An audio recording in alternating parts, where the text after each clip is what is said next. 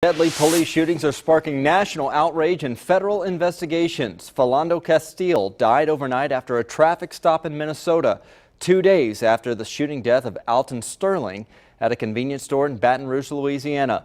Protesters are now calling for justice and for the officers to be held accountable.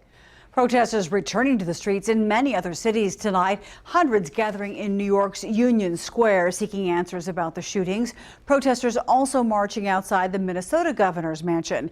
In Atlanta, people holding signs meeting at parks and wanting to be heard. And continuing our team coverage with both confrontations caught on camera and shared across social media. 2 Works For You reporter Kitty Wisely looks at how releasing videos can be both positive and negative. He had a firearm and he was reaching for his wallet, and the officer just shot him in his arm.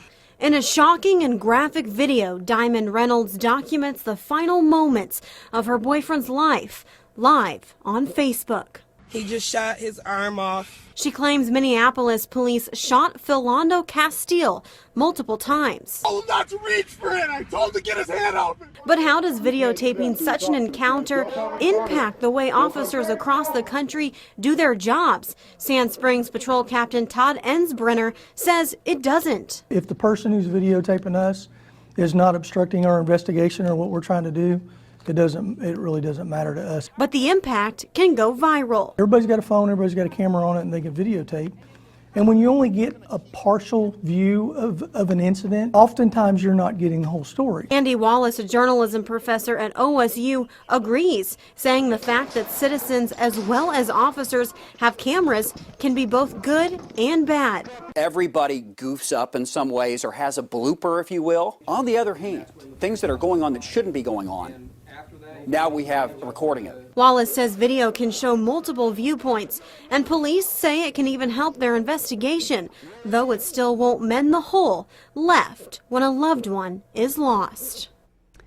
That was Katie Wisely reporting. Now, in response to the shootings, 2 GoFundMe pages now set up for the families of the victims. And the one set up for Sterling's family already brought in more than $500,000. It's at $534,000 right now. A similar page benefiting Castile's family raised nearly $65,000. If you'd like to help or find out more, visit KJRH.com. As we go in depth, the state says more than 250,000 Oklahomans are licensed to carry firearms. The required training includes information about what to do if you're stopped by police. Oklahoma law says you have to inform the officer that you are licensed and carrying the first chance you get. If I happen to have an officer that maybe has transferred in from a less gun-friendly state, his training may be a little bit more strict in how he interacts with firearms. And again, I'm just now looking to put him on edge. So I like to use softer words that's, again, licensed and carrying versus gun or firearm. Experts say you should always follow the officer's instructions and keep your hands in view. We want to know your opinion on the recent police shootings. Join our conversation right now on the KJRH Facebook page.